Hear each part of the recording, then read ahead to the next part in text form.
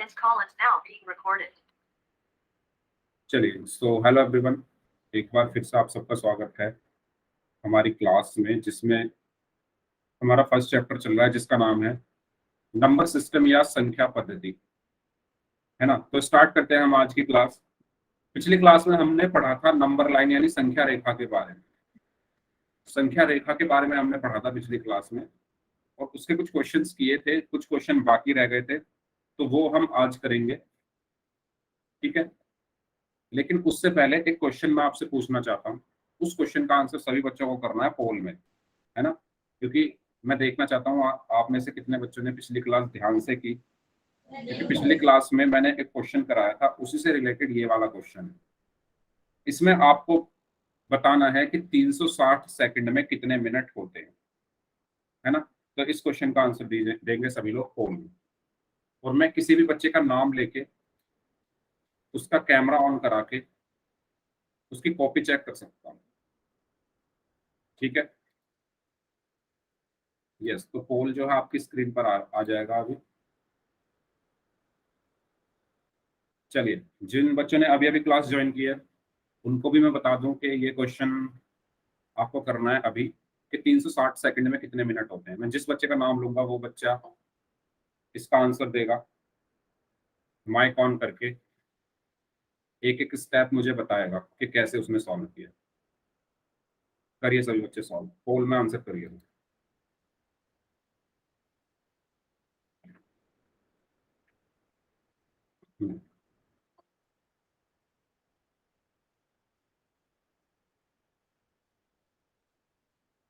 चलिए, सभी लोग आंसर करेंगे पोल में। जितने भी बच्चे क्लास में प्रेजेंट है, सुमित कुमार नाम से जो है, अपना माइक बंद रखें, आंसर नहीं बोलना है किसी भी बच्चे को। तब तक मैं उन बच्चों का नाम ले लेता हूँ जिन्होंने पिछली क्लास में पोल में आंसर किए थे।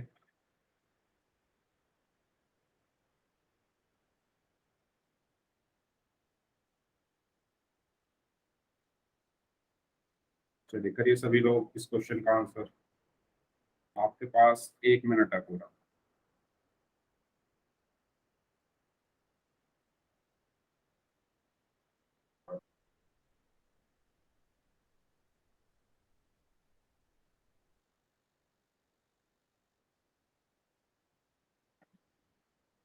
तो जिन्होंने पिछली क्लास में पोल में आंसर किए थे वो हैं गौरव रांगी, साक्षी, प्रिंस आर्मी का फैन, राजवीर सिंह नाम से हैं, भरत, मंजू कुमारी नाम से हैं, रफीक नाम से हैं, रीना पारचा, हिमेश, सुमित कुमार, कुलदीप पवार, सोनू कुमार, अमित दहिया एंड साहिल बाबा के नाम से हैं, एंड AK रांगी। तो ये वो बच्चे हैं जिन्होंने पिछली क्लास में पोल में आंसर किए थे,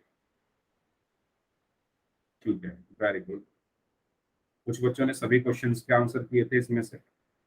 तो जिन बच्चों ने सभी क्वेश्चन के आंसर किए थे वो हैं प्रिंस आर्मी का फैन, राजवीर सिंह नाम से हैं, भारत हैं, मंजू कुमारी के नाम से हैं, इसके अलावा रीना पारचा के नाम से हैं, हिमेश। यस, तो ये वो बच्चे हैं जिन्होंने पिछली क्लास में सभी क्वेश्चंस के आंसर किए थे पोल में।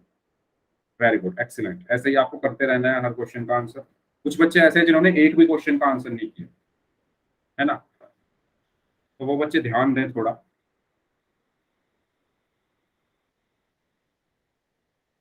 सभी बच्चे इस क्वेश्चन को सॉल्व करें, फिर मैं किसी भी एक बच्चे का नाम लूंगा और उनसे पूछूंगा कि उन्होंने इस क्वेश्चन को कैसे सॉल्व किया। और पूरी क्लास में यही होगा, हर क्वेश्चन जो मैं पूछूंगा, जो मैं आपसे सॉल्व कराऊंगा, उसमें मैं किसी का भी नाम लेके बोल सकता हूँ कि आपने कैसे सॉल्व किया। इसलिए सभी को क्लास में ध्यान देना है, सभी को ध्यान से सुनना है जो भी चीजें मैं आपको बताना चाह रहा हूँ या सिखा रहा हूँ। अगर आपको समझ में नहीं आता है तो आप पूछ लेना।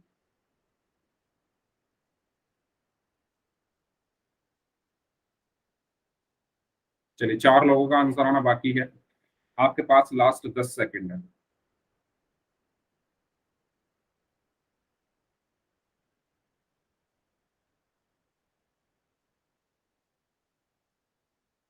Last 5 seconds, 5, 4, 3, 2, 1। ओके, 80% लोगों का आंसर सही है। चलिए, मैं किसी का नाम लेके पूछता हूँ कि किसने क्या आंसर किया है। ठीक है, चलिए मोहित गोपिया नाथ नाम से जो है अपना माइक ऑन करो, अपना कैमरा भी सर ऑन कर करो, दिया। तो कम कैमरा ऑन करो अपना। सर हाँ बोलिए। सर हाँ बोलिए। सर मैं पिछली क्लास में तो था नहीं सर, मुझे ज्यादा कुछ तो पता नहीं, अच्छा, इसलिए सर मैंने ऐसे कर दिया। आप कैमरा ऑन करके देखो सर। हाँ दिखाइए।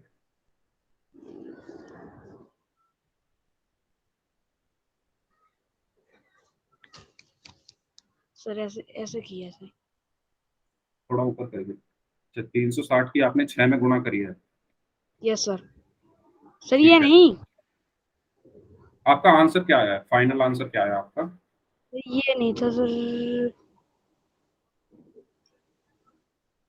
चलिए ठीक है, आपने मतलब ट्राई किया है, आपका आंसर बता दो मुझे क्या आया है। सर आंसर मेरा आया सर ये 360। 360, ओके कोई बात नहीं, ठीक है।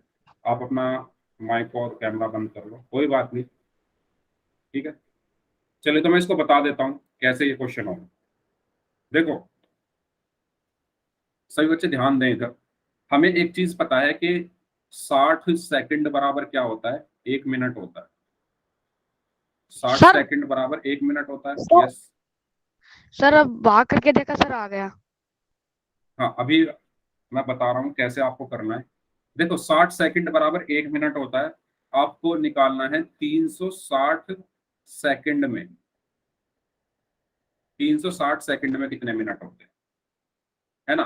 तो इसको करने का सबसे अच्छा तरीका ये है, पहले आप निकाल लो कि 1 सेकंड में कितने मिनट होते हैं, और अगर आपने निकाल लिया कि 1 सेकंड में जितने भी मिनट होते हैं उसकी फिर 360 से गुणा कर दो, है ना। जब हम छोटे थे तो हम यही क्वेश्चन, तो ऐसे क्वेश्चन करते थे ना कि अगर 10 पेन 20 रुपए के हैं, है ना, तो 5 पेन कितने के होंगे। इसी तरीके से ये है, अगर 60 सेकंड में 1 मिनट है तो 360 सेकंड में कितने मिनट होंगे। तो इस क्वेश्चन को हम कैसे करते थे, अगर 10 पेन 20 रुपए के हैं तो 5 पेन कितने के होंगे, तो हम पहले क्या करते थे, एक पेन का प्राइस निकालते थे, यानी 10 पेन अगर 20 रुपए के हैं तो एक पेन कितने का होगा, 20/10, यानी 2 रुपए का। और फिर 5 पेन कितने के होंगे, 2 × 5 यानी 10 रुपए के। ऐसे ही तो करते थे। इसी तरीके से इसको करो, 60 सेकंड बराबर 1 मिनट है तो 1 सेकंड में कितने मिनट होंगे, 1 सेकंड में कितने मिनट होंगे, 1/60, 1/60 होगा ना। जैसे यहाँ पर हमने भाग किया, एक का प्राइस निकालने के लिए 20/10 किया, ऐसे ही ये 1/60 हो गया। अब आपको निकालना है 360 सेकंड में। जब 1 सेकंड का आपको पता है तो 360 सेकंड का पता लगा सकते हो, इसकी गुणा कर दो। तो 1/60 में गुणा की हमने 360 की, क्या हम कह सकते हैं 360/60 आ गया, और ये 0 से 0 कट गया, और 6 कितने हुए, 36। तो आंसर क्या आया, 6। ठीक है, यानी कितने मिनट होते हैं, 6 मिनट, यानी ऑप्शन ए। क्लियर है सभी को। कैसे किया मैंने, पहले 1 सेकंड का निकालो, फिर 360 सेकंड का निकालने के लिए 360 की गुणा कर दो 1 सेकंड में, है ना। ऐसे तो करते थे, ऐसे ही तो करते थे क्वेश्चन। याद करो, पहले एक का प्राइस निकालते थे, एक का निकालने के बाद फिर जितने का हमें पता होता था, जितने का हमें मतलब निकालना होता था उसकी गुणा कर देते थे। यही काम हमने यहाँ पर किया है। ठीक है, सबको क्लियर है। यस मोहित आप बताइए, आपको क्लियर हुआ। यस सर, हो गया सर क्लियर। ठीक है, चलिए तो आगे चलते हैं, फिर हम स्टार्ट करते हैं अब अपना नेक्स्ट टॉपिक। मतलब स्टार्ट तो हमने पिछली क्लास में ही कर दिया था, संख्या रेखा, है ना। तो जो इसमें कुछ पार्ट बच गया था, कुछ क्वेश्चंस बच गए थे, वो आज हम कंप्लीट करेंगे। पहले हम रिवाइज कर लेते हैं हमने संख्या रेखा के बारे में क्या क्या पढ़ा था। तो संख्या रेखा क्या होती है, जब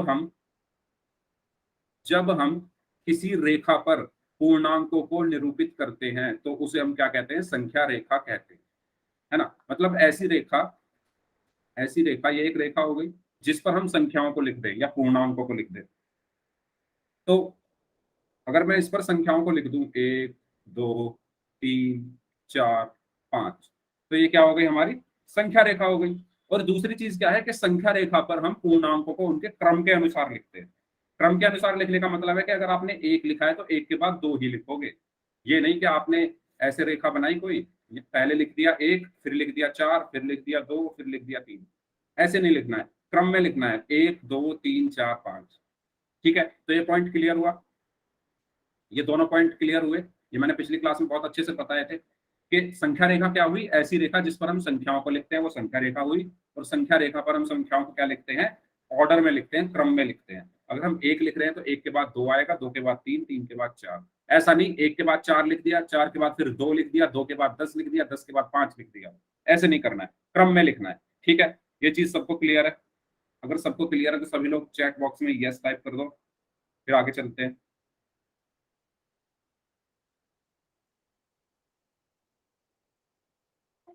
ओके, ठीक है, चलिए फिर आगे चलते हैं।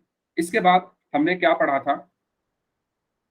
इसके बाद हमने पढ़ा था कि संख्या रेखा पर हम सबसे पहले क्या लिखते हैं, जीरो लिखते हैं। तो जैसे ये संख्या रेखा है, अगर मैंने ये संख्या रेखा बनाई, इस पर सबसे पहले हम क्या लिखेंगे, जीरो लिखते हैं। और जीरो के दाईं ओर एक अन्य बिंदु अंकित कीजिए और इसका नाम एक नाम दीजिए। ठीक है, तो जीरो के दाईं ओर हम एक और बिंदु ले लेते हैं, एक। जीरो के दाईं ओर मतलब सीधे हाथ पर। ठीक है, और जीरो और एक के जो बीच की दूरी है उसको हम क्या कहते हैं, एक इकाई दूरी। जीरो और एक के बीच की दूरी को हम क्या कहते हैं, एक इकाई दूरी या यूनिट डिस्टेंस। जिन बच्चों को क्लियर नहीं है, जो बोल रहे हैं कि यूनिट के बारे में बता दो, तो मैं बताता हूं। देखो, ये हमारी कोई संख्या रेखा हुई, पहले मैंने एक संख्या रेखा खींच दी है। ठीक है, संख्या रेखा पर हम सबसे पहले लिखते हैं जीरो, जीरो के दाईं ओर लिखते हैं एक, और जीरो और एक के जो बीच की दूरी है इसको हम बोलते हैं एक इकाई दूरी। ठीक है, एक इकाई दूरी या एक मात्रक दूरी या एक मात्रक दूरी, और इंग्लिश में इसको बोला जाता है यूनिट डिस्टेंस। ठीक है, अब इसके बाद जितनी दूरी जीरो और एक के बीच में है, बाकी संख्याएं भी उतनी दूरी पर ही लिखी जाएंगी। यानी जीरो और एक के बीच की दूरी कितनी है, एक इकाई, तो एक इकाई दूरी पर ही दो आएगा, फिर एक इकाई दूरी पर तीन आएगा, एक इकाई दूरी पर चार आएगा, एक इकाई दूरी पर पांच आएगा, और इस तरीके से हम लिखते रहेंगे संख्याओं। समझ में आई ये बात? यानी जितनी दूरी जीरो और एक के बीच में है उतनी दूरी बाकी संख्याओं के बीच में भी रहेगी। हमको ऐसा नहीं करना है कि हमने ये संख्या रेखा बनाई, यहाँ पर लिखा एक, इसके बाद लिखा दो, तीन बिल्कुल यहाँ लिख दिया, चार यहाँ ले जाके लिख दिया, पांच यहाँ लिख दिया। ऐसे नहीं बनानी है। दूरी कितनी होगी, एक इकाई दूरी या एक मात्रक दूरी। यानी जीरो और एक के बीच की जो दूरी होती है उसको हम एक इकाई दूरी या एक मात्रक दूरी कहते हैं, और हर संख्याओं के बीच में हमें यही दूरी रखनी है। क्लियर हुई ये चीज जो मैं आपको बताना चाह रहा हूँ, एक इकाई दूरी या एक मात्रक दूरी के बारे में? ठीक है, सबको क्लियर ये चीज? तो सभी लोग यस टाइप कर दो, आगे चलते हैं फिर। चलिए, तो यही चीज यहाँ पर दिखाई गई है, एक इकाई दूरी क्या होता है। अब इसके बाद हमने देखा था कि हम संख्या रेखा पर केवल पूर्ण संख्या को ही निरूपित कर सकते हैं क्या? नहीं, हम संख्या रेखा पर पूर्णांकों को निरूपित कर सकते हैं। मतलब अभी तक हमने संख्या रेखा पर कौन सी संख्याओं को निरूपित किया, जीरो, एक, दो, तीन, चार, पांच, छह, सात। इन पर हम कौन सी संख्या भी निरूपित कर सकते हैं, पूर्ण नेगेटिव वाली यानी ऋणात्मक वाली, जैसे माइनस एक, माइनस दो, माइनस तीन। ठीक है, तो सभी ऋणात्मक संख्याएं क्या होती है, जीरो से छोटी होती है, और हम इन संख्याओं को भी, कोई बात नहीं, इन संख्याओं को भी हम क्या कर सकते हैं, संख्या रेखा पर निरूपित कर सकते हैं। तो जब हमने ऋणात्मक संख्याओं को संख्या रेखा पर निरूपित किया, ये मैं पिछली क्लास में सब चीजें बता चुका हूं, मैं रिवाइज करा रहा हूं। तो यहाँ पर जीरो, एक, दो, तीन, चार, तो हमने यहाँ लिखा, और मैंने आपको पिछली क्लास में बताया था कि जीरो के दाईं ओर सारी कौन सी संख्या आएंगी, धनात्मक, है ना, और जीरो के बाईं ओर कौन सी संख्या आएगी, ऋणात्मक। दाया बाया मैंने आपको बताया था, दाया मतलब सीधा, बाया मतलब उल्टा। यानी जीरो के राइट हैंड, सीधे हाथ पर कौन सी संख्याएं आती है, धनात्मक संख्याएं। बीच में जीरो आएगा, जीरो के राइट में सीधे हाथ पर आएगी धनात्मक संख्या यानी प्लस वाली संख्याएं, और लेफ्ट में आएंगी ऋणात्मक संख्या यानी माइनस वाली संख्याएं। तो इस तरीके से हम कोई भी संख्या रेखा कैसे बनाते हैं, हम संख्या रेखा इस तरीके से बनाते हैं कि सबसे पहले तो हम खींचते हैं एक लाइन। सबसे पहले हम क्या करते हैं, एक लाइन खींचते हैं। ओके, ये मैंने लाइन खींची, टेढ़ी हो गई थोड़ी, ये भी टेढ़ी ही है, चलो दोबारा खींचता हूँ। हाँ ये थोड़ी ठीक है। सबसे पहले हम एक लाइन खींचते हैं और उस लाइन पर सबसे बीच में लिखते हैं 0 और 0 के दाईं ओर लिखते हैं धनात्मक संख्याएं 1 2 3 4 5 और ये चलती रहती है। और 0 के बाईं ओर लिखते हैं ऋणात्मक संख्याएं -1 -2 -3 -4 और ये भी इस तरीके से चलती रहती है। तो ये कौन सी संख्याएं हैं? धनात्मक, ये हैं ऋणात्मक और बीच में क्या आएगा? बीच में क्या आएगा? 0। ठीक है, और यही हमारी क्या हो गई? संख्या रेखा। यही हमारी क्या हो गई? संख्या रेखा या नंबर लाइन। बताओ क्लियर है? तो संख्या रेखा एक कैसी लगती है, एक कैसी दिखती है संख्या रेखा? बीच में 0, 0 के दाईं ओर, 0 के दाईं ओर धनात्मक संख्या और बाईं ओर ऋणात्मक संख्या। ठीक है, बताओ किसी को डाउट इसमें? अगर आप चाहो तो इसका स्क्रीनशॉट ले लो या नोट डाउन कर लो। जिनको डाउट हो वो डाउट पूछ लो। चलिए ठीक है, तो ये तो हो गया हमारा संख्या रेखा के बारे में। ठीक है, तो इन्हीं संख्याओं को हम क्या कहते हैं? पूर्णांक कहते हैं, क्योंकि पूर्णांक में क्या क्या आता है? नेगेटिव, 0 और पॉजिटिव, यही तीनों चीजें आती है ना पूर्णांक में। तो यहाँ पर नेगेटिव संख्या आ रही है, 0 आ रहा है और पॉजिटिव संख्या आ रही है। तो इस रेखा को या इस संख्या रेखा को हम क्या कहेंगे? संख्या रेखा पर निरूपित संख्याओं का समूह पूर्णांक है, इसलिए हम इसको क्या कहेंगे? पूर्णांकों की संख्या रेखा। अतः संख्या रेखा पर केवल पूर्ण संख्या को नहीं, हम पूर्णांक को भी निरूपित कर सकते हैं। ठीक है, यानी इसका कहने का मतलब ये है कि संख्या रेखा पर सिर्फ पॉजिटिव वाले नंबर ही नहीं, नेगेटिव वाले भी लिख सकते हैं। और इनको मिलाकर हम इनको क्या बोलते हैं? क्या बोलते हैं? पूर्णांक। ठीक है, क्या बोलते हैं? पूर्णांक। बताओ क्लियर सभी को? यहां तक सबको क्लियर है तो यस टाइप कर दो, किसी को डाउट है तो पूछ लो। ओके, तो ये संख्या रेखा हुई हमारी पूर्णांकों की संख्या रेखा। चलिए अब मैं आपसे क्वेश्चन पूछता हूं। मेरा एक आपसे क्वेश्चन है, अगर मैं कहूं कि -2 को या -5 को, ठीक है, मैं कहूं -5 को संख्या रेखा पर निरूपित करो। -5 को संख्या रेखा पर निरूपित करो। तो कैसे निरूपित करते हैं? तो सबसे पहले हम संख्या रेखा बनाएंगे। ये हमने संख्या रेखा बनाई, इस पर हम क्या लिखेंगे? संख्याओं को लिख देंगे। पहले 0, फिर 1 2 3 4 5 और इधर लिखेंगे हम -1 -2 -3 -4 -5। ठीक है, पहले हमें संख्या रेखा बना देनी है। अब हमें निरूपित किसको करना है? -5 को। तो जिसको भी हमें निरूपित करना होता है उस पर हम क्या लगा देते हैं? गोला लगा देते हैं। उस पर हम क्या लगा देते हैं? गोला मार देते हैं। तो ये हुआ -5 को निरूपित करने का तरीका। ये क्वेश्चन मैं किस लिए करा रहा हूँ? क्योंकि ऐसा क्वेश्चन अभी पोल में पूछा जाएगा। निरूपित करने का तरीका सबको क्लियर है? सबको क्लियर है कि कैसे हम किसी भी संख्या को संख्या रेखा पर निरूपित करते हैं या हाईलाइट करते हैं या कैसे दिखाते हैं? पहले संख्या रेखा बनाओ, उस पर सभी संख्याएं लिख दो और जिसको निरूपित करना है उस पर क्या मार दो? गोला मार दो, या यस, उसको क्या कर दो? सर्कल कर दो। तो क्वेश्चन करने के लिए रेडी हो सभी लोग? इसी तरीके का क्वेश्चन है, पोल में करना है। ठीक है, यस।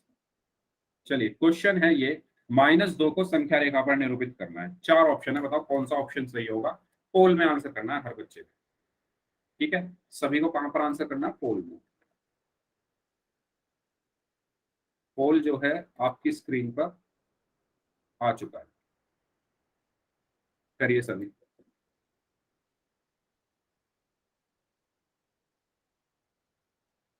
जितने भी बच्चे क्लास में प्रेजेंट हैं हर बच्चा आंसर करें पोल में।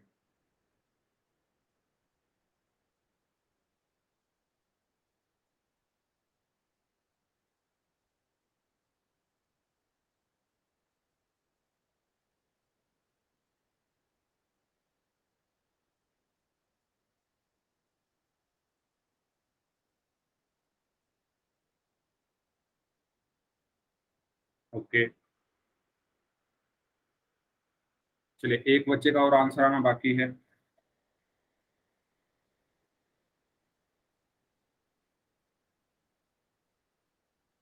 Last 5 seconds, 5, 4, 3, 2, 1। Okay, very good. Yes, तो कैसे निरूपित करना होता है हमें? सबका आंसर सही था, है ना। पहले संख्या रेखा बनाते थे हम। पहले क्या करना है, एक संख्या रेखा बनानी है। संख्या रेखा पर हमने नंबरों को लिखा, ठीक है, -1, -2। और हमें किसको निरूपित करना है, -2 को, तो -2 पे हमने क्या कर दिया, सर्कल कर दिया। तो कौन सा ऑप्शन सही है इसमें से? ऑप्शन ए, क्योंकि इस पर -2 सर्कल है और बाकी संख्याएं लिखी हुई है। इस पर 2 सर्कल है, इसलिए ये आंसर नहीं है। इस पर -1 है, ये नहीं है। इस पर -3 है, तो ये भी आंसर नहीं है। तो सही आंसर क्या है? Option A. ठीक है, सबका आंसर सही था। बताइए, यहां तक सबको क्लियर है? नेक्स्ट क्वेश्चन करें, उसका भी आंसर आपको पोल में ही करना है। क्वेश्चन ये है, क्वेश्चन को ध्यान से देखो, पहले समझो क्वेश्चन में आपको करना क्या है। सबसे पहले जो नीचे संख्या रेखा दी हुई है, इसको फिल करो और फिर बताओ कि 3 जो है किसके बीच में आ रहा है। नीचे संख्या रेखा दी हुई है ना। नीचे क्या दिया हुआ है? संख्या रेखा दी हुई है, उसको फिल करो, फिर बताओ कि 3 जो है वो किस किस के बीच में आए।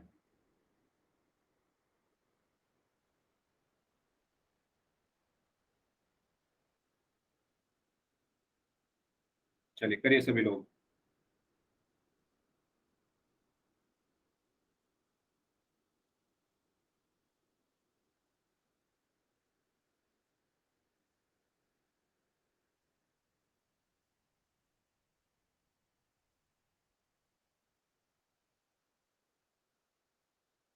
Very good.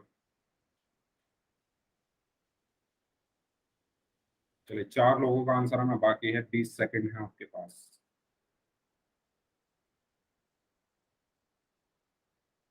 ओके, 2 लोगों का आंसर आना बाकी है, 15 सेकंड और हैं, 15 सेकंड और हैं आपके पास। जल्दी करें सभी लोग।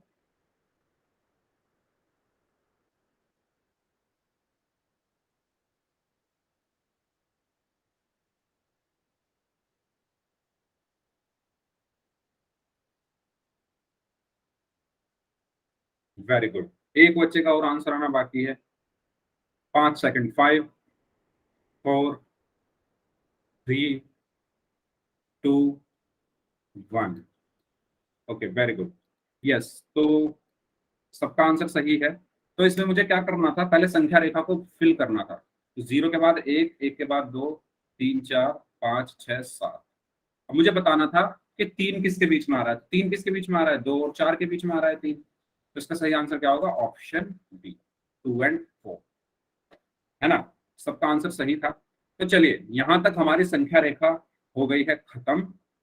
अब हमारा अगला टॉपिक स्टार्ट होता है। अगला टॉपिक स्टार्ट होने से पहले मैं आप सबसे पूछना चाहता हूं कि किसी को कोई डाउट है? किसी को कोई डाउट है संख्या रेखा में? यस, वर्क जो आपका होमवर्क है वो आप ग्रुप में भेज देना, मैं ग्रुप में चेक कर लूंगा। ठीक है, अभी बताइए को सबको क्लियर है ये सब चीजें? ठीक है, तो हम आगे चलते हैं। अब बात करते हैं हम फ्रैक्शन यानी भिन्न के बारे में। किसके बारे में बात करनी है हमें? फ्रैक्शन यानी भिन्न। तो क्या होता है फ्रैक्शन? तो मैं आपको एक लाइन बताऊंगा, उस लाइन को सभी लोग नोट कर लो। फ्रैक्शन क्या होता है?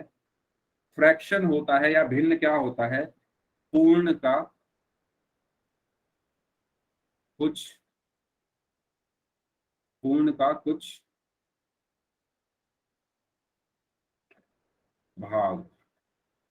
क्या होता है फ्रैक्शन? पूर्ण का कुछ भाग, या मैं कह दूं होल का कुछ पार्ट। अब मतलब क्या है इसका, पूर्ण का कुछ भाग या होल का कुछ पार्ट? अब हम फ्रैक्शन को समझते हैं एक उदाहरण की हेल्प से, एक एग्जाम्पल की हेल्प से। तो सभी लोग सबसे पहले तो ये लाइन नोट कर लो। फ्रैक्शन क्या होता है? पूर्ण का कुछ भाग या होल का कुछ भाग। अब मैं आपके सामने एक उदाहरण देता हूं, उदाहरण भी किस चीज का, मान लो आपका टेस्ट हुआ मैथ का, या आपकी परीक्षा हुई, आपके पेपर हुए, आपके एग्जाम हुए, और आपका जो पेपर है वो किसका है, मैथ का। तो मैथ का पेपर आपको दिया गया, ये पेपर दिया गया आपको एक मैथ का, और मान लो इसमें 5 क्वेश्चन है, पहला, दूसरा, तीसरा, चौथा और पांचवा। ठीक है, कितने क्वेश्चन है इसमें, 5 क्वेश्चन है, पहला ये है, दूसरा ये, तीसरा ये, चौथा ये और पांचवा ये। और हर क्वेश्चन 1 नंबर का है, हर क्वेश्चन कितने नंबर का है, 1 नंबर का है। हर क्वेश्चन कितने नंबर का है, 1 नंबर का। अब अगर मैं आपसे कहूं कि ये पूरा पेपर कितने नंबर का है, तो कौन बताएगा, बताओ। 5 क्वेश्चन है, हर क्वेश्चन 1 नंबर का है, तो पूरा पेपर कितने नंबर का होगा। यस, बताइए सभी लोग। 5 नंबर का हुआ ना, 5 क्वेश्चन है और हर क्वेश्चन 1 नंबर का है, वेरी गुड। तो पूरा पेपर हुआ 5 नंबर का। पूरा पेपर कितने नंबर का हो गया, 5 नंबर का। ध्यान से सुनना मेरी एक एक बात, पूरा पेपर हुआ 5 नंबर का। तो यहां से हमने पढ़ा कि भिन्न क्या होता है, पूरे का कुछ भाग। तो पूरा पेपर तो 5 नंबर का है। अब अगर मैं कहूं आपने पूरे पेपर में से 3 क्वेश्चन ठीक किए, पहला क्वेश्चन ठीक किया, दूसरा क्वेश्चन ठीक किया और तीसरा क्वेश्चन ठीक किया। समझो ध्यान से, मैं कह रहा हूं पूरे पेपर में 5 क्वेश्चन थे और आपने पहला क्वेश्चन ठीक किया, दूसरा क्वेश्चन ठीक किया और तीसरा क्वेश्चन ठीक किया। तो आपके नंबर कितने आए, आपके नंबर कितने आए,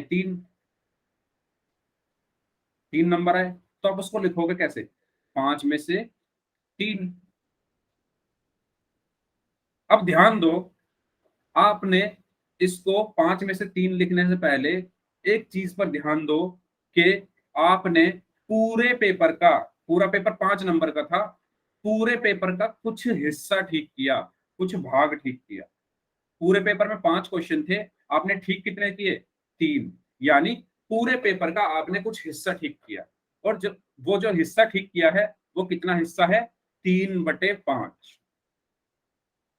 समझ में आया, आपने पूरे पेपर का कुछ हिस्सा ठीक किया, पूरा पेपर थोड़ी ठीक किया है। 5 में से 3 क्वेश्चन आपने ठीक किए, 2 गलत कर दिए, 2 गलत कर दिए। तो आपने ठीक कितना किया, कुछ हिस्सा, पूरे पेपर का कुछ हिस्सा ठीक किया, और वो हिस्सा क्या है, 3/5। यही हमारा भिन्न कहता है कि भिन्न क्या होता है, पूरे का कुछ हिस्सा। और वो जो पूरे पेपर का कुछ हिस्सा था वो क्या था, जो आपने ठीक किया, वो था 3/5। इसी को हम क्या बोलेंगे, भिन्न बोलेंगे।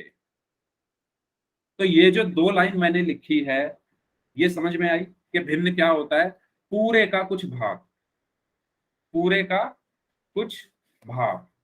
ठीक है। अब अगर मैं आपको ये पेपर दिखाऊं, इस पेपर की हेल्प से समझ लेते हैं, इसकी समझ में आपको आ गया होगा। तो ये क्या है, एक पूरा पेपर है। तो मैं अगर आपसे पूछूं कि कितने पेपर है, तो आप बोलोगे एक पेपर है, आप यही बोलोगे ना, ये पूरा एक पेपर है। तो ये क्या है, एक पूरा पेपर हुआ, पूर्ण हुआ, होल हुआ, है ना, कंप्लीट एक पेपर हुआ। अगर मैं इस पेपर को बीच में से मोड़ दूं, ऐसे मैंने इसको बीच में से मोड़ा, और इसको मैं बीच में से फाड़ दूं, ठीक है, इस तरीके से मैंने इसको बीच में से फाड़ दिया, तो ये इसको मैं क्या बोलूंगा, ये पूरा पेपर था, फाड़ने के बाद ये क्या बचा, पूरे पेपर का हिस्सा बचा ना, एक पूरे पेपर का ये क्या बचा, एक हिस्सा बचा। ऐसे ही ये वाला भी एक हिस्सा है पूरे पेपर का, कुछ भाग है।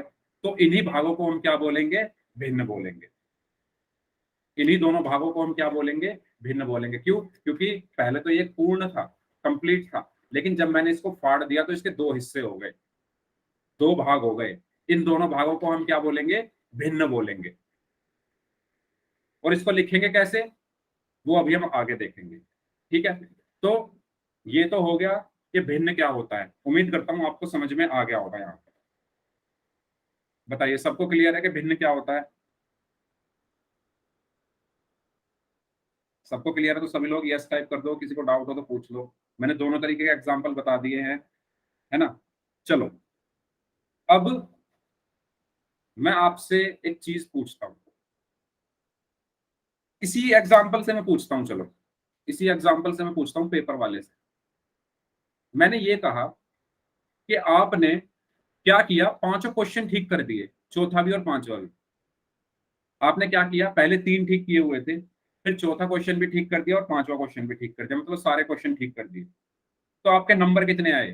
5 में से 5, है ना। आपने 5 में से 5 पूरे ठीक कर दिए। अब मैं आपसे पूछता हूं, क्या 5/5 एक भिन्न है? सोच समझ के आंसर दो। क्या 5/5 एक भिन्न है? बताइए, सोचिए पहले, फिर आंसर दीजिए। क्या 5/5 एक भिन्न है? ओके, तो जो बच्चे नो बोल रहे हैं, मैं किसी का भी नाम लेके पूछ सकता हूँ कि आप नो क्यों बोल रहे हैं।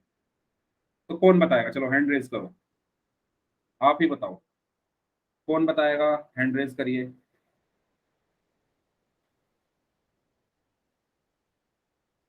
ठीक है, मंजू कुमारी नाम से जो है, इन्होंने हैंड रेज किया है, तो बताइए, आप बताइए कि 5/5 भिन्न क्यों नहीं है? क्योंकि 5/5 पूरा है sir. 5। Yes, very good, excellent. क्या नाम है आपका? आपका नाम क्या है? Sir Manish. Manish, very good Manish, बहुत अच्छा आपने सोचा। इसका मतलब जो आपने, मैंने जो अभी डेफिनेशन बताई थी उसको आपने बहुत अच्छे से सुना है। मनीष ने कहा क्योंकि 5/5 का मतलब है आपने पूरा पेपर कर दिया, आपने पूरा पेपर ही सॉल्व कर दिया। लेकिन हमने पढ़ा था भिन्न क्या होता है, पूरे का कुछ हिस्सा होता है, लेकिन आपने तो पूरा पेपर ही ठीक कर दिया, हिस्सा कहाँ ठीक करा, पूरा पेपर ही ठीक कर दिया। तो इसलिए ये भिन्न नहीं है। Very good, excellent Manish. ठीक है, एक और एक तरीका और है इसको बताने का। आप ये भी कह सकते हो कि जब आप 5 को 5 से भाग करोगे तो एक आंसर आएगा। और एक क्या है? एक पूर्ण संख्या है। एक क्या है? एक पूर्ण संख्या है। और पूर्ण संख्याएं भिन्न नहीं होती। यानी जितनी भी हमारी पूर्ण संख्याएं हैं, जैसे 0, 1, 2, 3, 4, 5, 6, ये सब क्या है? भिन्न नहीं है। ये सब क्या है? भिन्न नहीं है। समझ में आई ये चीज? बताओ, सबको समझ में आया कि हमारी जो पूर्ण संख्याएं होती हैं, 0, 1, 2, 3, 4, 5, 6, 7, 8, 9, 10, ये सब भिन्न नहीं होती। और जब हमने 5 को 5 से भाग दिया तो एक आया, और ये एक क्या है? एक पूर्ण संख्या है, ये भिन्न नहीं होगी। और जो मनीष ने आंसर दिया, एक्सीलेंट, वो भी आंसर एकदम सही था। मनीष ने बोला कि सर आपने पूरा का पूरा पेपर ही यहाँ पे सॉल्व कर दिया है, पूरा 5 में से 5। लेकिन भिन्न तो कुछ भाग सॉल्व करना था ना हमें, तभी तो वो भिन्न होता है ना। बताओ, ये चीज सबको क्लियर है? तो जैसे मैं बोल रहा था कि ये एक है, अगर मैंने ये पेपर फाड़ दिया था, अगर मैं इसको दोबारा से जोड़ दूं, ठीक है, मैंने इसको दोबारा से ऐसे जोड़ दिया, तो आप क्या बोलोगे? ये पूरा एक पेपर है, तो ये भिन्न थोड़ी ना है। भिन्न तो कब हुआ? जब मैंने इसको फाड़ दिया, जब इसके दो अलग हिस्से कर दिए थे, है ना। यस, तो उम्मीद करता हूँ आपको समझ में आया होगा। अगर किसी को डाउट हो तो पूछ लो। सबको क्लियर है? चलिए, मेरा एक और क्वेश्चन है, इसको मैं रब कर देता हूँ। ठीक है, मेरा एक और क्वेश्चन है आप सबसे। और क्वेश्चन मेरा ये है कि क्या 24/8 भिन्न है? क्या 24/8 एक भिन्न है? जो भी बच्चा आंसर दे, सोच समझ के दे, मैं किसी का भी नाम लेके पूछ सकता हूँ। क्या 24/8 एक भिन्न है? आप जो भी आंसर कर रहे हो उसका आपके पास रीजन होना चाहिए, तुक्का नहीं मारना है किसी को भी। यस, हिमेश बोल रहे हैं यस ये एक भिन्न है। बाकी लोग बताइए, ये पहले का मैसेज है। हिमेश दोबारा बताइए, क्या 24/8 एक भिन्न है?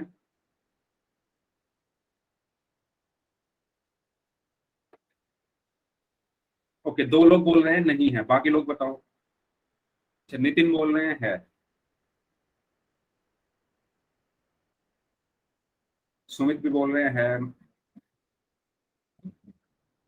मनीष भी बोल रहे हैं है, साक्षी भी बोल रही है कैसे है, कैसे हो सकता है ये भिन्न? ध्यान से देखो, 24/8 का मतलब क्या है कि 24 को 8 से भाग दे दो, और जब आप 24 को 8 से भाग दोगे तो 8 या 24 आ गया। तो इसका मतलब क्या है, ये 3 के बराबर है। और क्या 3 एक भिन्न होती है? नहीं होती। मैंने अभी बताया 0, 1, 2, 3, 4, 5, 6 ये सब भिन्न नहीं है। यानी आपको भिन्न को, यानी कि जो आपसे पूछा गया उसको सॉल्व करके देखो।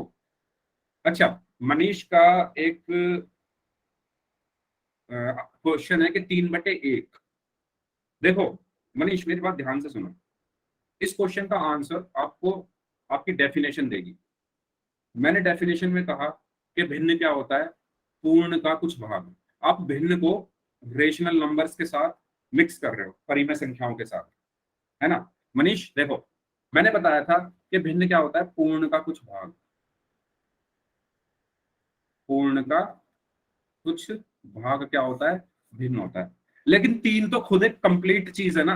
अगर मैं 3 पेपर ले लूं और अगर मैं आपसे गिनने को कहूं, जैसे ये एक पेपर कंप्लीट है ना, ये एक पेपर क्या है, पूरा कंप्लीट हो गया। ऐसे में 2 पेपर और ले लूं तो आप कैसे गिनोगे उसको, 1, 2, 3? तो ये तो कंप्लीट है ना, कहीं से हमने फाड़ा नहीं, कहीं से हमने काटा नहीं, कंप्लीट है, पूर्ण है। और भिन्न क्या होता है, पूर्ण का कुछ भाग।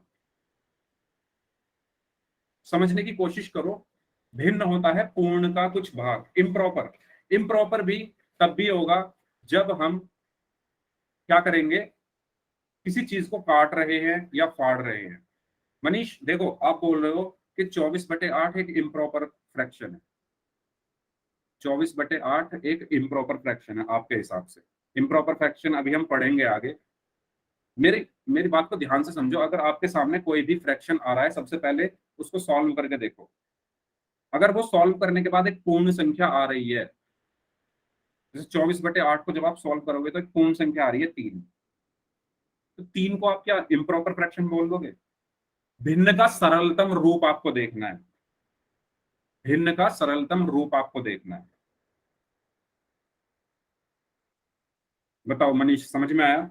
भिन्न का सरलतम रूप, सरल करो पहले भिन्न को। जैसे मैं आपको बोलूं कि 12/10 है, जैसे, है ना, मैंने बोला 12/10 है, इसको आपको सरल करके देखना पड़ेगा। 2 छिक्का 12, 2 पंजे 10, सरल करने के बाद भी 6/5 आ रहा है, इसलिए ये भिन्न है। लेकिन जब मैंने 24/8 बोला और जब मैंने इसको सरल किया तो मेरा 3 आंसर आया है, इसलिए ये भिन्न नहीं है। 12/10 को सरल करने पर 6/5 आया था, इसलिए ये भिन्न है, क्योंकि ये पूर्ण का कुछ भाग है। ठीक है ना? बताओ, क्लियर हुई ये चीज? ओके, चलिए तो फिर आगे चलते हैं। तो ये मैंने भिन्न के बारे में आपको मोटा मोटा आइडिया दे दिया है। अब आपको चीजें इजी लगेगी। ठीक है, तो भिन्न को आपको सरल करना है, सरलतम रूप चेक करना है उसका। तो भिन्न को थोड़ा और समझते हैं डीप में। उसके लिए स्क्रीन मेरी चली गई है, मैं स्क्रीन दोबारा से शेयर कर रहा हूँ। तो सभी बच्चे मुझे थोड़ा सा टाइम दें, 1 मिनट का।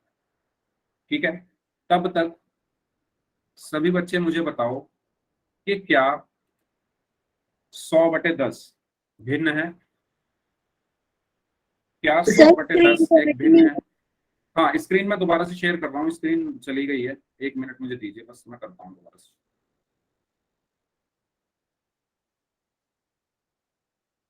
बताइए तब तक, क्या 100/10 एक भिन्न है? मोहित, अभी तो मैंने स्टार्ट ही किया है, तो दोबारा भी मैं समझा ही दूंगा, वही चीज हमारी चलेगी अब। ठीक है, यस, सबको स्क्रीन दिख रही है?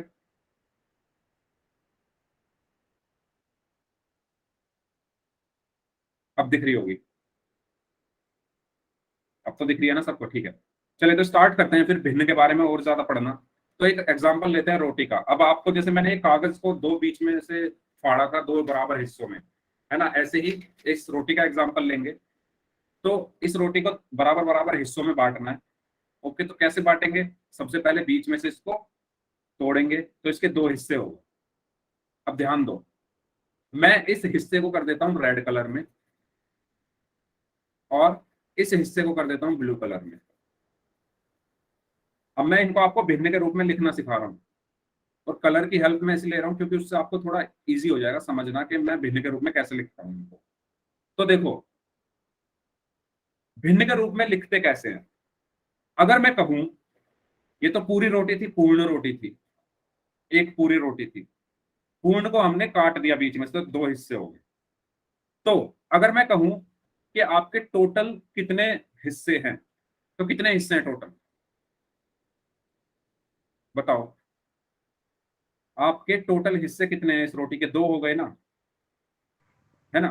सर और यस, सर मेरी स्क्रीन सर ये थोड़ी बड़ी हो गई सर, नहीं पता कैसे सर, मैं तो दो बार इस पे टैप हो गया सर।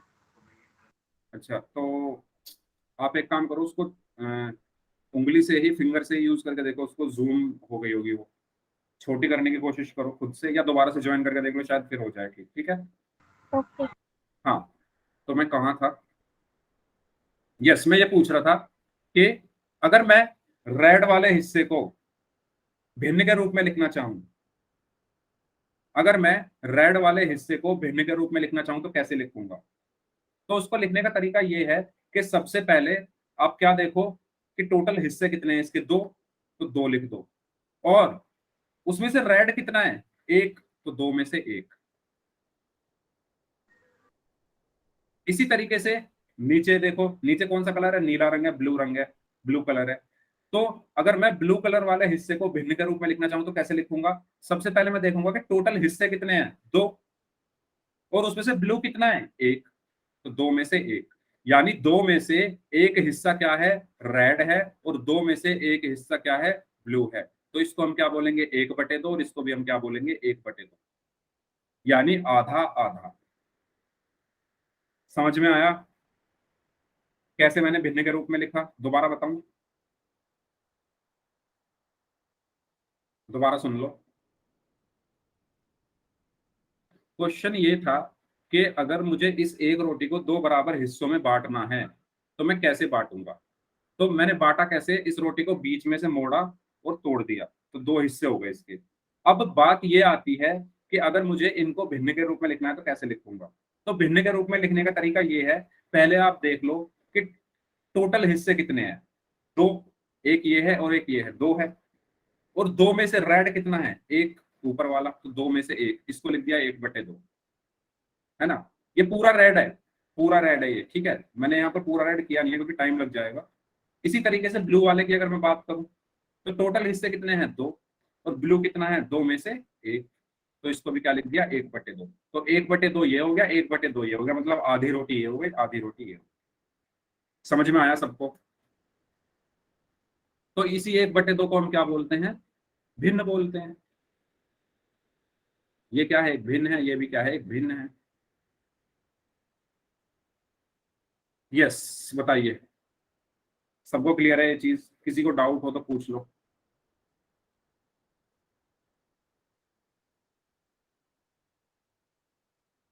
चलिए ठीक है, नेक्स्ट पॉइंट की हम बात करते हैं फिर। तो ये कितना पार्ट था हमारा? एक बटे दो, यानी इसका अर्थ है दो में से एक भाग, यानी दो में से एक भाग तो ये है, और दो में से एक भाग ये है। तो एक बटे दो हमने इसको लिखा, और एक बटे दो ही हमने इसको लिखा।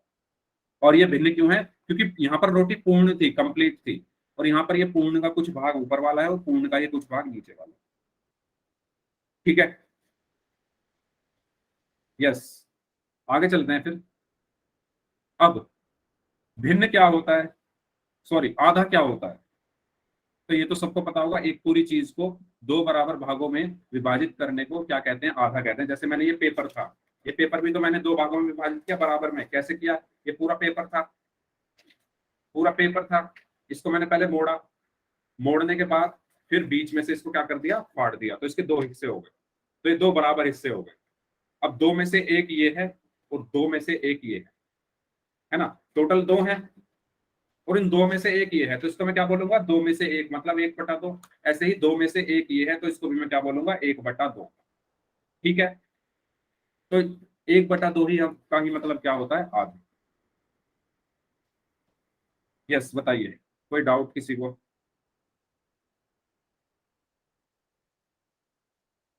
कमेंट बॉक्स में अगर सबको क्लियर है तो यस टाइप कर दो, किसी को डाउट हो यहाँ पर तो पूछ लो।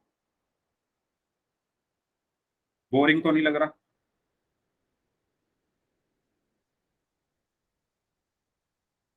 चलिए ठीक है, किसी को बोरिंग तो नहीं लग रहा, बताओ समझ आ रहा है सबको? चलिए, तो ये तो हो गई आधे की बात। अब इस रोटी को मुझे 4 भागों में बांटना है, ठीक है। उस एक रोटी को कितने भागों में बांटना है? 4 भागों में बांटना है। तो 4 भागों में कैसे बांटेंगे? सबसे पहले आधा कर लो इसको, है ना। जैसे ये पेपर था, जैसे ये पूरा पेपर था, इसको मुझे पेपर को 4 भागों में बांटना है। ये पूरा एक पेपर था, इसको मुझे 4 भागों में बांटना है। तो पहले मैंने क्या किया, इसको बीच में से फाड़ के 2 भाग कर लिए। अब मैं क्या करूंगा, जो मेरा पहला भाग था उसको भी आधा आधा कर लूंगा, है ना। उसको भी मैंने क्या किया, आधा किया और ऐसे बीच में से फाड़ दिया, इस तरीके से, ठीक है। इसी तरीके से ये दूसरा पेपर, इसको भी मैंने आधा आधा किया और बीच में से फाड़ दिया, इस तरीके से। तो अब मैंने एक पेपर को 4 भागों में बांट दिया, है ना। 4 भाग हो गए ना, एक भाग ये हो गया, दूसरा भाग ये हो गया, तीसरा ये और चौथा ये। इस तरीके से हमने 4 भागों में इस पेपर को बांट दिया। अब अगर मैं कहूं कि ये पेपर को अगर मुझे भिन्न के रूप में लिखना है तो मैं कैसे लिखूंगा, ठीक है। तो वो हम इस रोटी की हेल्प से समझ लेते हैं, क्योंकि इसमें कलर मैं कर नहीं पाऊंगा अभी, है ना। इसमें कलर करके मैं समझा देता हूँ।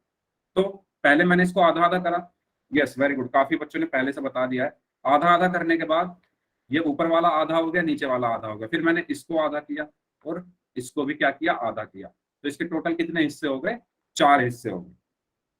अब मैं क्या करता हूँ, इनको अलग अलग कलर में कर देता हूँ। ये हो गया रेड वाला कलर, ठीक है। ये हो गया ब्लू यानी नीला रंग, ठीक है। इसके अलावा ये चलो ब्लैक कर देता हूँ, ठीक है। और एक और बचा, इसको कर देता हूँ ग्रीन। अब इसको भिन्न के रूप में लिखना है हमें, चारों हिस्सों को। तो कैसे लिखेंगे, अभी मैंने बताया। अगर मैं कहूं लाल वाला हिस्सा, इसको भिन्न के रूप में लिखो तो कैसे लिखोगे? तो टोटल पहले काउंट कर लोगे, टोटल कितने हिस्से हैं, 1 2 3 4, तो टोटल 4 है। उसमें से लाल कितना है, 4 में से 1, तो 1/4। इसी तरीके से नीले वाला, उसी तरीके से कैसा है, नीले वाला, ठीक है। थोड़ा साफ लिख लेता हूं, है ना। तो टोटल हिस्से कितने हैं, 4, और उसमें से नीला हिस्सा कितना है, 1। टोटल 4 है ना, 1 2 3 4, उसमें से नीला कितना है, 1, तो 4 में से 1। जस्ट आपके क्वेश्चन मान लो, इसको 4 क्वेश्चन है, 1 2 3 4, आपने ठीक किया 1, तो आपके नंबर कितना है, 4 में से 1। अब ऐसे ही हरा रंग, है ना। हरा रंग टोटल कितने हैं, 4, और उसमें से हरा कितना है, 1, ठीक है। तो ये हुआ 1/4। चलिए, अब सभी बच्चे मुझे बताओ, ये वाला ब्लैक वाला, मैं किसी से भी पूछ सकता हूँ कैसे आपने बताया, ठीक है। ब्लैक वाला बताओ कि कितना होगा, किसी का भी नाम लेके मैं पूछ सकता हूँ कि कैसे आपने वो आंसर दिया। यस बताइए।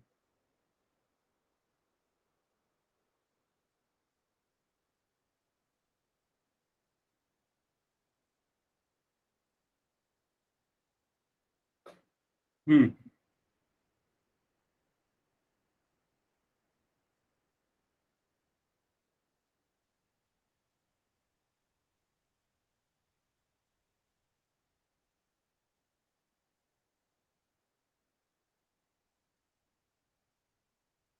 बताइए चैट बॉक्स में। बस मोहित ने आंसर दिया है 1/4। अच्छा, मोहित कश्यप पूछ रहे हैं पाई की खोज किसने की। ओके, इसका आंसर भी आपको अभी मिल जाएगा, पहले इसको सॉल्व कर लेते हैं। तो 1/4 बता रहे हैं लोग, यस वेरी गुड। तो कैसे किया, साक्षी आप बताइए। साक्षी आप अपना माइक ऑन करके बताइए कि 1/4 कैसे आंसर आया, या फिर आप कमेंट में भी बता दो, कोई बात नहीं। अगर आप माइक ऑन नहीं कर सकते तो आप कमेंट में टाइप करके बता दो, या माइक ऑन करके बता दो, आपकी मर्जी है। हाँ जी, सर क्योंकि जो इनके वो पार्ट है सर, ये तो 4 है, और सर जो ब्लैक है, ब्लैक है ना वो 1 है, तो सर 1/4। वेरी गुड, ठीक है, यस। तो साक्षी ने बताया कि टोटल तो पार्ट कितने हैं, 4 हैं। टोटल पार्ट कितने हैं, 4 हैं, लेकिन उसमें से ब्लैक कितना है, 1। तो 4 में से 1, ठीक है। तो 1/4, 1/4, 1/4, 1/4। बताओ सबको क्लियर है ये चीज?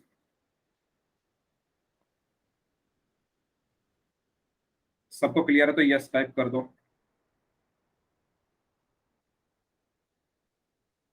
अच्छा, एक क्वेश्चन था मोहित, मैं आपके क्वेश्चन का आंसर कर दूं। आपने पूछा था पाई की खोज किसने की।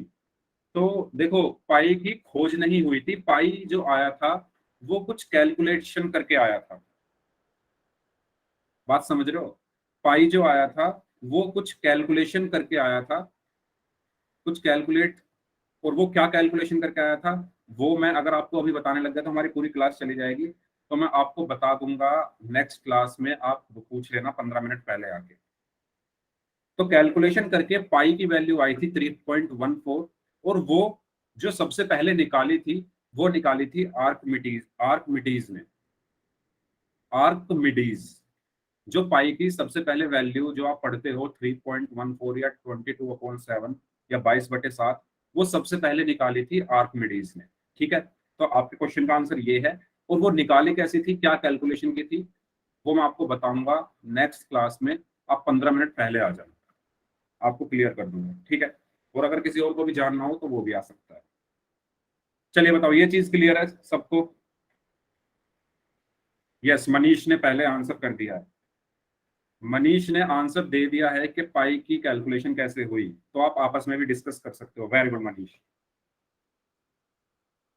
यस। आगे चलें, एक्सीलेंट। मनीष ने आंसर कर दिया है इस चीज का कि पाई की जो खोज है वो कैसे हुई। तो आप चाहो तो मनीष से भी पूछ सकते हो, ठीक है। मनीष ने लिखा है circumference of circle divided by diameter. अब उन्होंने सिर्फ लिखकर बताया है, लेकिन ये हुआ कैसे वो भी शायद वो जानते होंगे। तो आप उनसे भी पूछ सकते हो, अदरवाइज मैं नेक्स्ट क्लास में बता दूंगा, क्योंकि इस क्लास का टाइम भी हो रहा है धीरे धीरे। तो इसको थोड़ा और आगे बढ़ा लेते हैं क्लास को। तो यहाँ पर 1/4 ये है, 1/4 ये है, 1/4 ये है और 1/4 ये, ठीक है।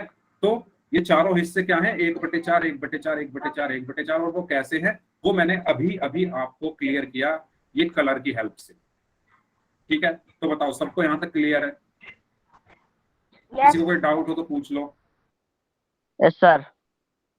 ठीक है, चलिए। तो हमने देखा किस प्रकार हम एक संपूर्ण वस्तु को, है ना, एक संपूर्ण वस्तु को अलग अलग लोगों में बराबर बराबर बांट सकते हैं, ये हमने अभी देखा, है ना। अब भिन्न क्या होता है, क्या किसी वस्तु को बांटना ही भिन्न कहलाता है? अब जो क्वेश्चन मनीष आप पूछ रहे थे, जब मैंने आपसे पूछा था कि 24/8 क्या एक भिन्न है, तो आपने कहा था कि नहीं, वो एक भिन्न है। 3/1 आपने बोला था और आपने बोला था इम्प्रॉपर फ्रैक्शन। तो उसका आंसर आपकी डेफिनेशन है। भिन्न क्या होती है, किसी P/Q रूप की संख्या जिसका सरलतम रूप, इस पॉइंट को ध्यान रखो, सरलतम रूप P/Q रूप की संख्या होनी चाहिए और उसका भी क्या होना चाहिए, सरलतम रूप होना चाहिए। क्या होना चाहिए, सरलतम रूप होना चाहिए, ठीक है। तो किसी P/Q रूप की संख्या जिसका सरलतम रूप एक पूर्ण के भाग को निरूपित करती है, ठीक है। सरलतम रूप जो है वो निरूपित करती है अगर पूर्ण के भाग को, तो वो भिन्न है। जैसे अगर मैं लिखूं 10/12, इसका सरलतम रूप क्या होगा, 2×5 = 10, 2×6 = 12, 5/6। तो ये एक भिन्न है क्योंकि ये पूर्ण के कुछ भाग को निरूपित कर रही है। और अगर मैं लिख दूं 24/8, इसका सरलतम रूप क्या होगा, 3।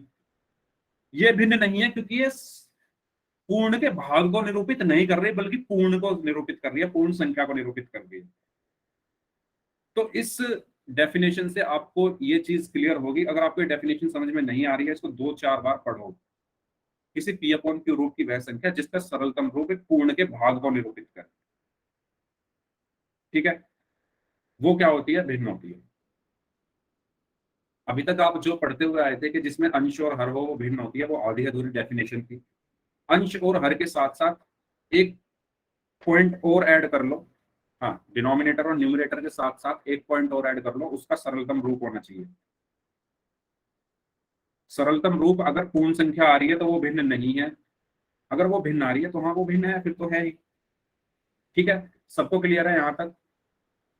तो इसके कुछ उदाहरण हैं, 5/6, 1/2, 3/4, 7/6, ये सब क्या है, हमारे भिन्न है। ठीक है, तो चलो इस क्लास में हम यहीं तक रखते हैं, नेक्स्ट क्लास में हम इससे आगे का पढ़ लेंगे। और अब बारी आती है होमवर्क की, तो इस क्लास को हम यहीं तक रखते हैं, अब डिस्कस कर लेते हैं होमवर्क के बारे में। चलिए ठीक है।